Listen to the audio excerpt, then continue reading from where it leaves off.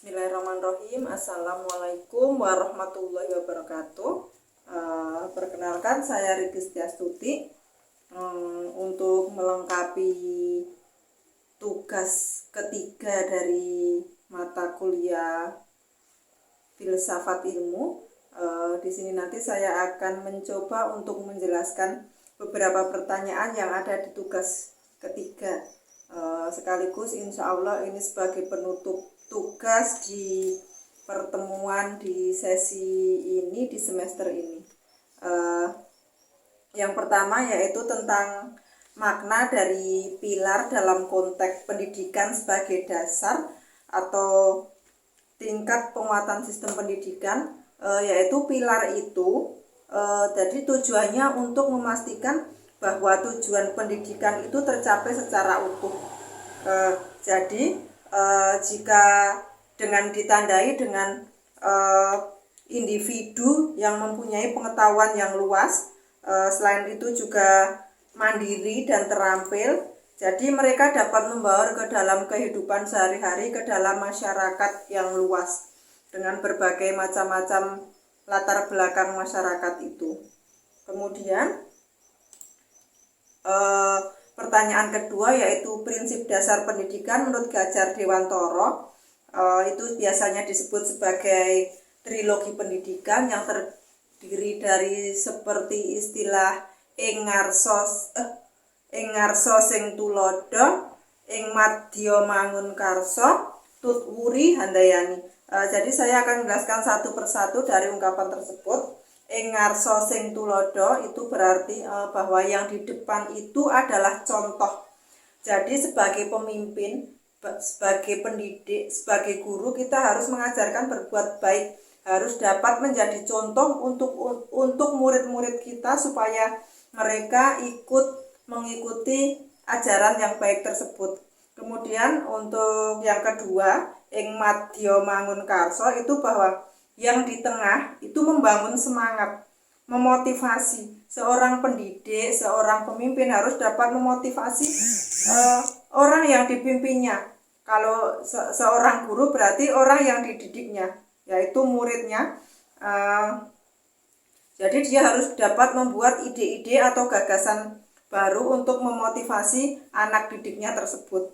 Kemudian tutwuri handayani itu berarti yang belakang memberi dorongan. Berarti selain di depan guru itu dapat menjadi contoh, yang kedua sebagai membangun semangat, tapi guru itu juga berada di depan, yaitu fungsinya untuk memberikan motivasi, memberikan dorongan kepada muridnya agar mereka mempunyai semangat belajar yang tinggi, agar mereka dapat percaya diri dan dapat mencapai cita-cita mereka sesuai dengan etika yang ada tanpa keluar dari jalur. Kemudian relevansi dan tantangan penerapan prinsip dari Gadjar Dewantara dalam era digital, seperti trilogi pendidikan itu tadi, relevansinya ing ngarsa sing tulodo, yang di depan itu memberikan contoh itu. Jadi di tengah banyaknya informasi yang ada baik di internet, di media-media apapun itu, jadi guru, orang tua atau pemimpin harus menjadi model yang baik, menunjukkan cara mencari informasi yang baik. Jangan sampai mereka menggunakan dengan sembarangan, tidak sesuai aturan, dan mencari hal-hal yang tidak penting. Kemudian ing madya mangun karsa, yang membangun, memotivasi, membuat ide, itu harus menjadi fasilitator. Jadi guru itu harus dapat menyaring informasi mana yang baik, mana yang buruk, dan ini yang kira-kira ini bisa dipercaya atau tidak, sehingga menumbuhkan motivasi belajar bagi anak. Kemudian tutwuri handayani, yang di belakang memberi dorongan itu anak-anak yang dipimpinnya, murid-murid yang dididiknya itu diberikan kebebasan secara penuh untuk melakukan eksplor apa saja, informasi apa saja yang mereka ingin ketahui, tetapi dengan tetap diawasi, tetap diberi tanggung jawab supaya mereka tidak browsing atau mencari informasi atau membuka halaman-halaman tertentu yang itu sangat tidak baik, apalagi anak-anak zaman sekarang, anak-anak muda zaman sekarang.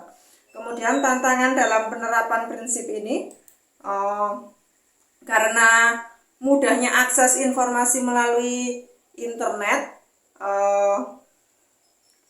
banyak konten negatif, banyak penyebaran hoak ya, informasi yang tidak benar, itu mungkin akan dapat mengancam pembentukan budi pekerti anak-anak. Jadi memang jadi guru itu harus benar-benar dapat menyaring informasi, dapat memberikan contoh yang baik, mana yang dapat diterapkan dan mana yang tidak. Kemudian adanya kecanduan gadget seperti itu. Jadi sebagai guru, sebagai orang tua, kita harus dapat membatasi anak-anak kita, anak-anak didik kita. Waktu penggunaan bermain gadget itu tidak sepenuhnya diserahkan ke anak, tapi harus ada batasan-batasan tertentu agar mereka dapat tetap berinteraksi dengan sekelilingnya, baik orang tuanya, lingkungan sosialnya maupun teman-temannya, tidak melulu dengan gadget. Kemudian belum meratanya akses informasi, mungkin dari Sabang sampai Merauke, mungkin daerah-daerah tertentu masih kekurangan akses untuk internet, jadi mereka kesulitan untuk mencari bahan-bahan literasi yang melalui digital. Itu dapat menjadikan penghalang dalam pemerataan pendidikan.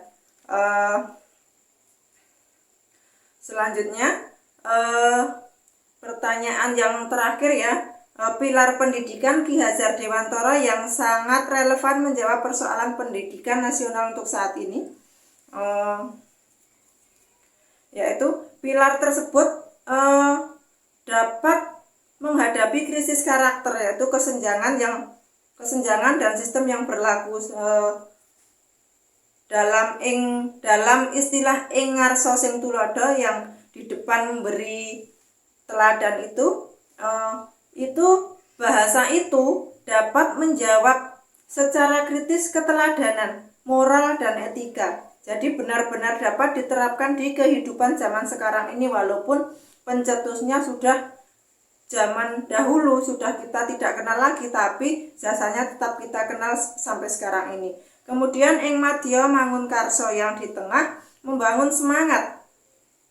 Jadi sampai sekarang istilah ini masih digunakan untuk memotivasi kaum-kaum yang sekarang, terutama kaum-kaum muda, sehingga dapat berkolaborasi dengan generasi-generasi sebelumnya. Kemudian Tut Wuri Handayani yang di belakang memberi dorongan, ini tetap sampai di sekarang ini tetap digunakan seperti ini. Jadi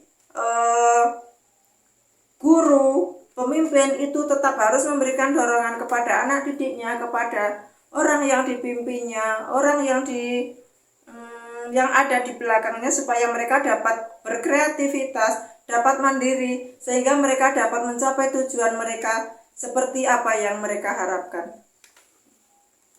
Demikian tadi yang dapat saya sampaikan. Apabila mungkin penjelasan saya kurang jelas, saya mohon maaf sebesar-besarnya. Akhirul kalam, wassalamualaikum warahmatullahi wabarakatuh.